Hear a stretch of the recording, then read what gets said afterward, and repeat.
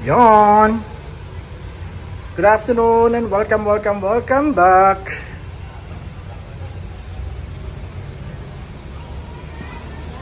Meron tayong bisita mula sa malayong probinsya ng Isabela. Isabela ba? Or Tugigaraw. Yeah, norte. So this is a 2018. Yeah, this is a 2018 4x2G. Yes, it's a G variant. Medyo malakihang project ito. Excuse.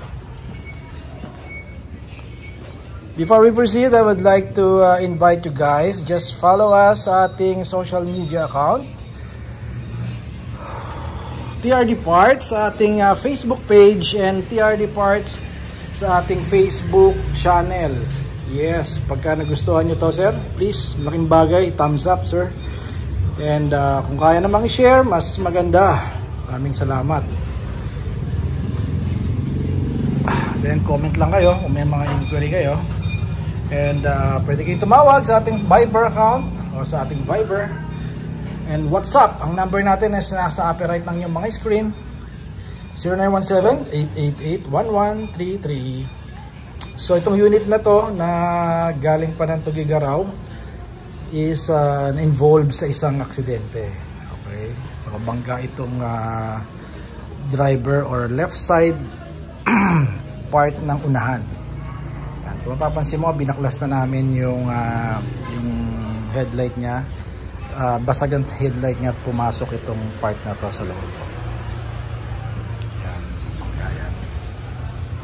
So pakita ko sa inyo sa screen kung ano itsura nito kanina bago binaklas. Hindi lang tayo nagkaroon ng chance ng mga video, pero tinamaan to ng video natin last time, yung sa TRD5 na segment natin. Yan, oh. So may tama ang hood niya. Most probably baka magpalit tayo ng hood. Then nga pala, ang gagawin natin dito na project nito is facelift na. So nag-decide si sir na from Tugigaraw na mag-facelift na tayo. Yun nga lang, ang pinili niya is LTD o Legender sa Thailand. Yun ang gagamitin natin na yun ang i-upgrade natin dito sa G Fortuner. So ayan, so in order na natin yung parts.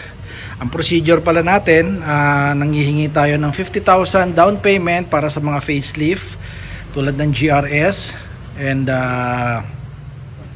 sa LTD. Okay naman sa Hilux pagka nag-facelift tayo.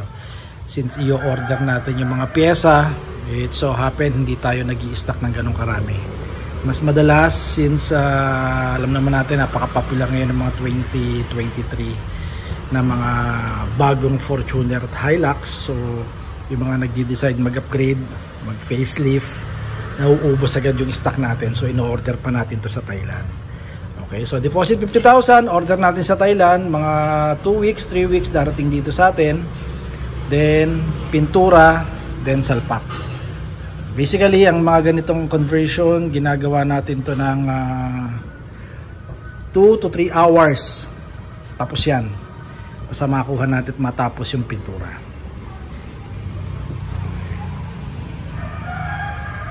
Diyan lang kayo guys. Balikan ko kayo pag i-install na natin.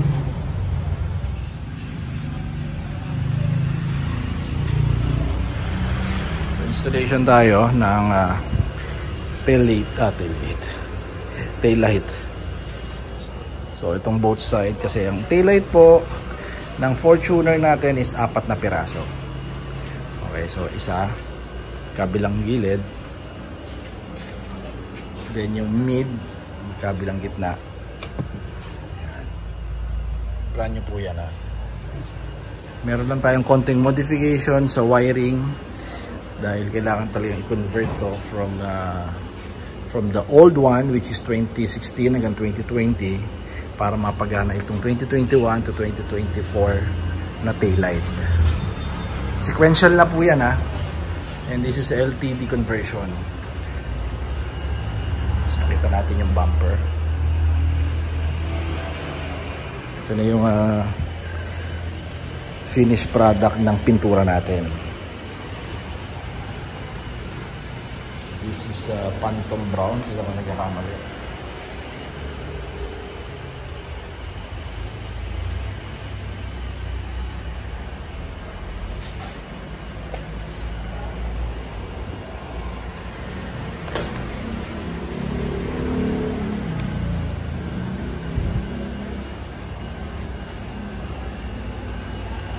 Then pagkakabit, buffing tayo. Assemble namin ngayon yung bumper niya. Talagyan natin yung taila, yung signal, fog lamp, then yung molding dito. Talagyan natin yan.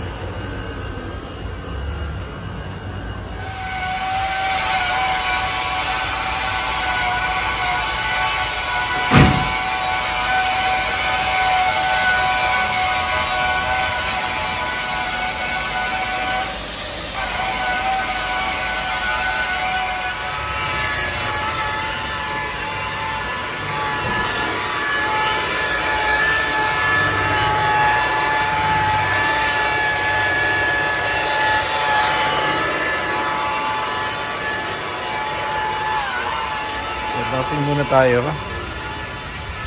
para yung mga pyesa bago ikabit malinis na yung mga gilid.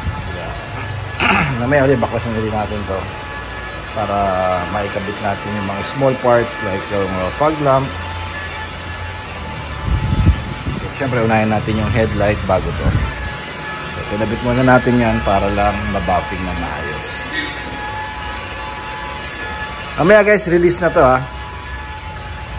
Alis.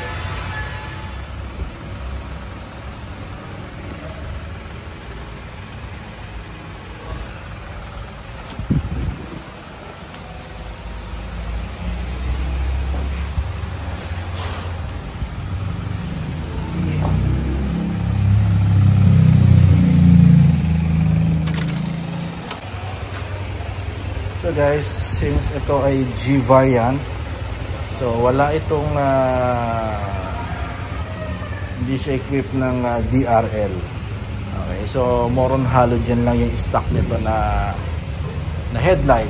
So ang gagawin natin ngayon is i-convert natin yung itong LTD headlight niya para gumana. Okay. So don't worry, yung mga hindi ginagamit yan is manipis lang naman.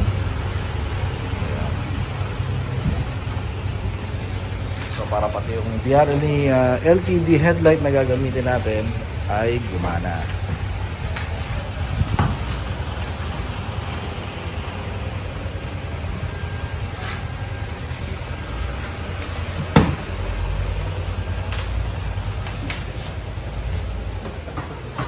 So try mo lang kahit na ano.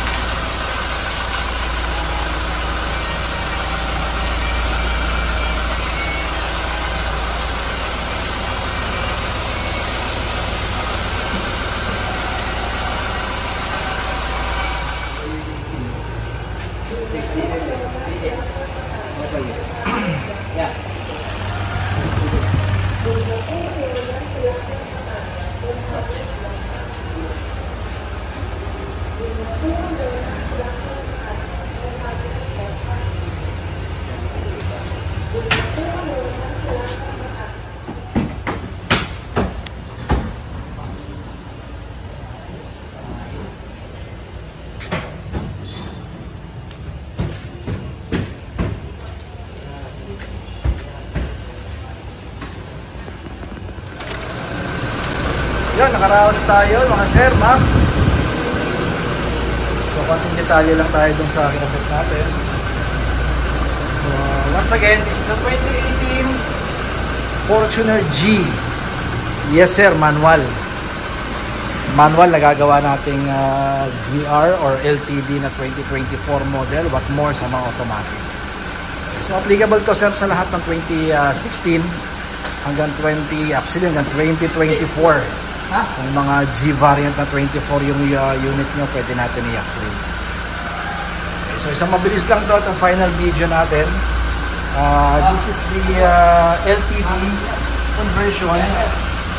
Well, alam naman natin na ang headlight ng LTD at GR Sports is pareho lang. Okay, so even the signal light dun sa secondary DRL niya, LTD and GR Sports pareho lang din. Sequential yan sir. When you say yung sequential, ito yung pag nag-turn signal ka, hindi siya yung blinking type. Ito yung parang running type na mga naunang design ni Lexus. Alam naman natin, si Toyota at Lexus isa lang naman. Anyway, so isa pa palang papakita natin, naka-DRL on na rin siya. May sariling switch yan. So pakita natin yung headlight at isang highlight dito sa ginawa nating conversion is yung what do you call this? Yung headlight na gamit natin is left hand drive. Importante yan. Pakita natin sir kung ano yung left hand drive para magkaroon po kayo ng isa natin yung headlight nya. Yun. If you notice, ang headlight na ginamit natin or ang bato ng headlight, mababa po yung dito, yung sa left side, pataas. Okay? Kasi kung right hand drive na headlight ang nakuha mo, katulad ng ginagamit sa Thailand, mababa dapat kung nasa kanan, mataas tong kaliwa. Baligtad kasi yung traffic doon. Nasa left side ng daan sila nag-i-stay. What I'm trying to say, tayo kung naka-stay tayo sa kanan o ang traffic natin o ang kalye natin is keep right, sa kanila naman keep left. Kaya dapat ang bato ng ilaw nila baligtad sa atin. It so happen, ang dinadala natin at ginagamit natin na headlight is pang country na katulad ng Amerika at tulad ng Pilipinas, which is left hand drive. So yun ang kinabit natin sir. So pinakita ko sa inyo sir for your reference yung ginamit natin o yung part number, yan, para just in case hindi kayo maloloko kung ano yung ginagamit talaga na tamang orientation ng headlight para sa Pilipinas. Fog lamp, check natin yung ano niya, yung sinasabi ko sa inyong sequential na signal light o signal lightning yan. Yeah. Yan o.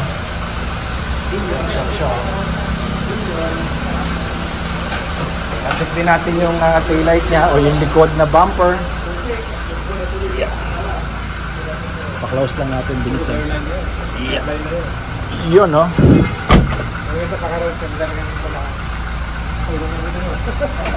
So since LTD to ang ginamit din natin at again pareho po ang taillight ng GRS at ng LTD. So sequential na rin to. Hindi uli yan blinking type.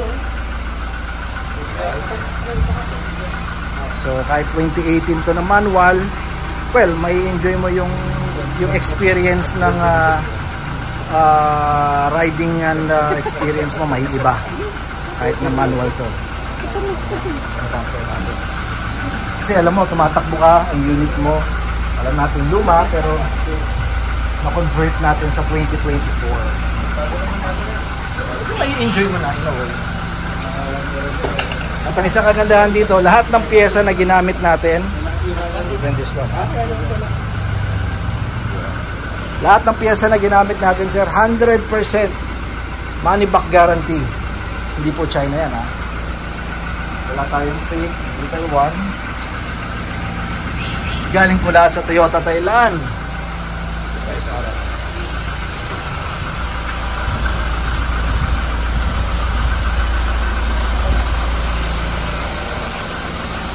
Yun, no?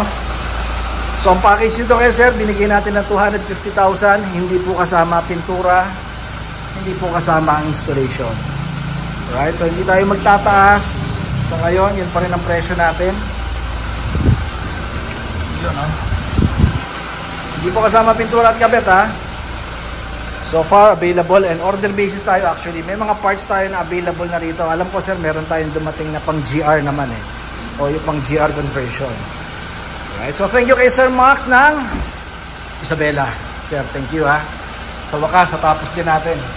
Medyo na-delay kasi yung isa sa batch ni Sir ang na-delay ng dating. Galing ng, well, yung sa custom kasi natin, nagkaroon tayo ng konting problema, nagkaroon ng konting delay. Anyway, so natapos din naman.